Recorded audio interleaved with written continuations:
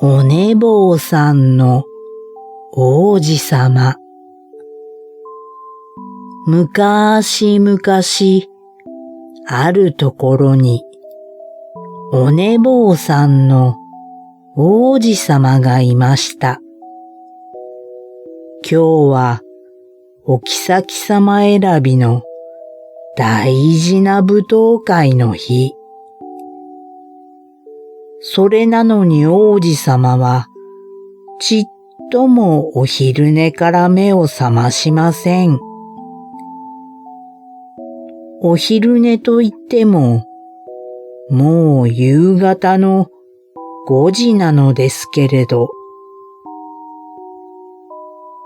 着心地のいい絹のパジャマから立派な礼服に着替えて髪を整えるのに1時間はかかるでしょう。メイドたちは王子様を揺り起こそうとしますが、やっぱり王子様は幸せそうに眠っています。もう、食べられない。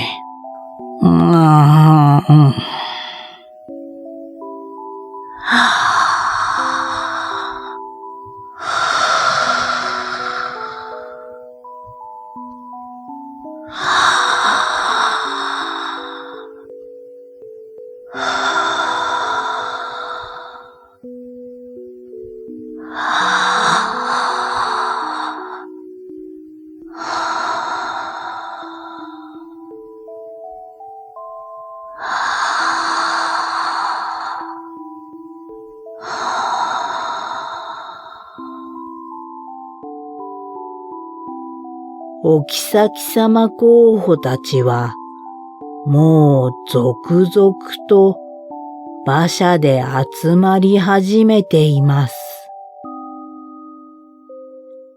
困り果てたメイドたちは最後の手段、王子様の鼻と口を塞ぎました。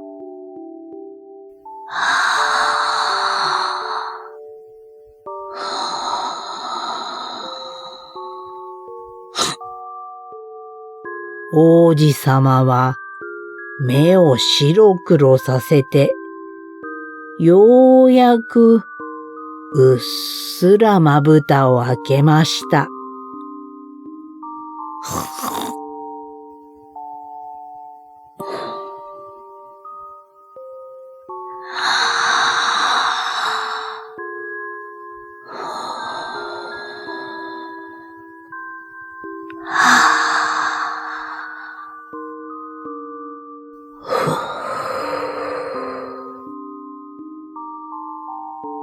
それでもまた眠ってしまいます。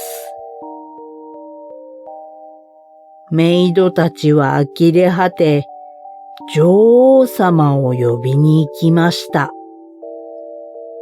王子様が恐れているのは女王様だけなのです。やがて女王様が舞踏会のために仕立てた豪華なドレスを揺らして王子様のもとへとやってきました。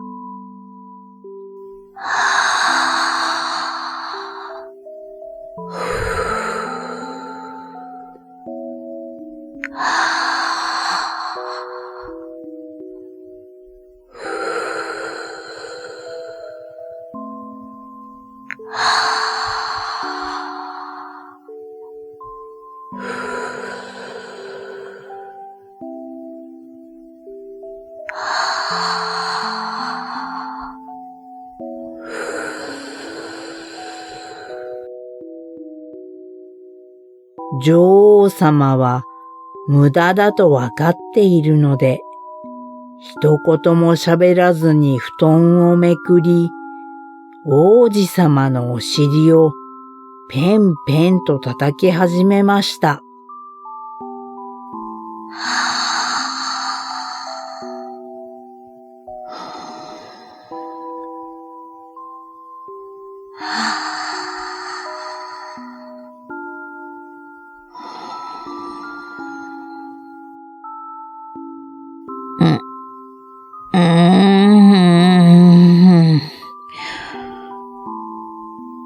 母様？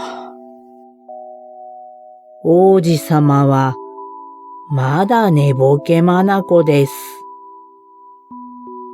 それでも女王様が怒っているのがわかって、なんとか身を起こして大あくびをしました。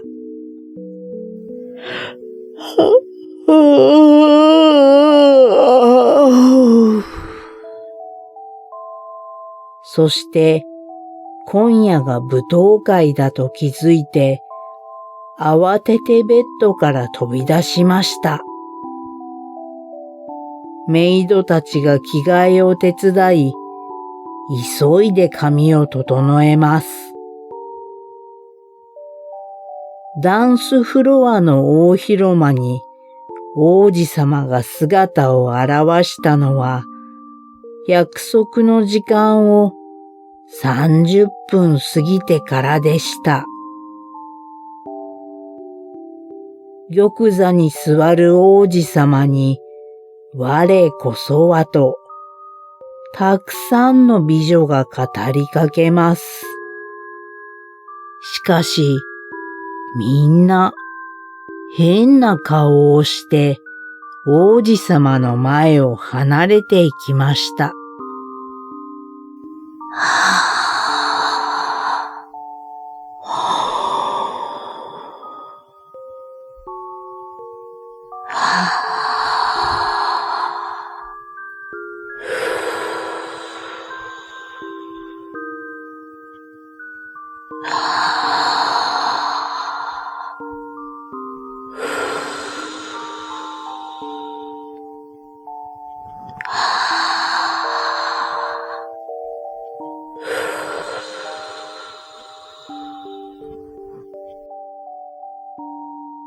王子様は肘掛けに肘をついてぐっすり眠っているのでした。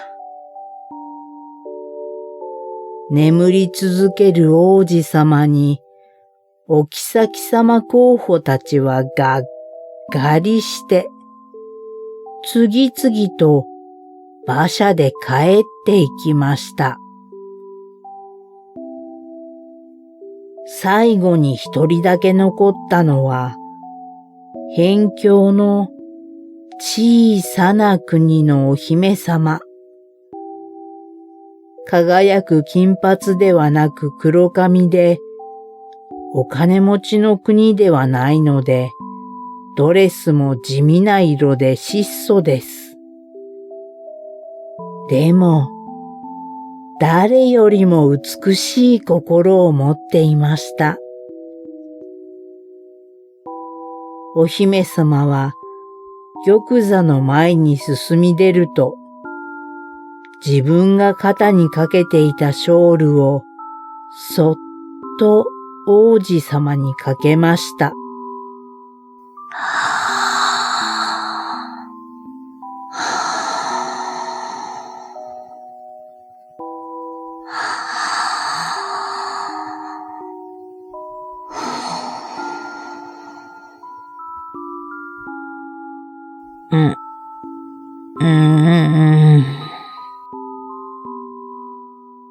その時、いつもは何をしても起きない王子様が奇跡のように目を覚ましました。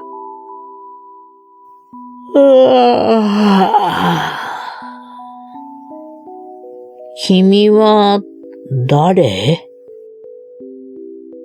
お姫様はにっこりと微笑んで、名前とお風を召しますよと控えめに言いました。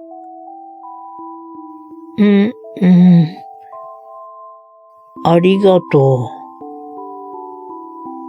う。僕は今、とっても眠いんだ。だからダンスは踊れないけど、一緒にお昼寝しない？お昼寝といっても、時刻はも夜の10時なのですが、お姫様は少し笑って、私でよければ、と一緒にお部屋に向かいました。次の朝まで二人でぐっすりと眠った後、王子様はお姫様の優しさを大層気に入って、お妃様に選びました。二人はいつも並んでお昼寝をして、いつまでも平和に仲良く暮らしたのでした。めでたし、めでたし。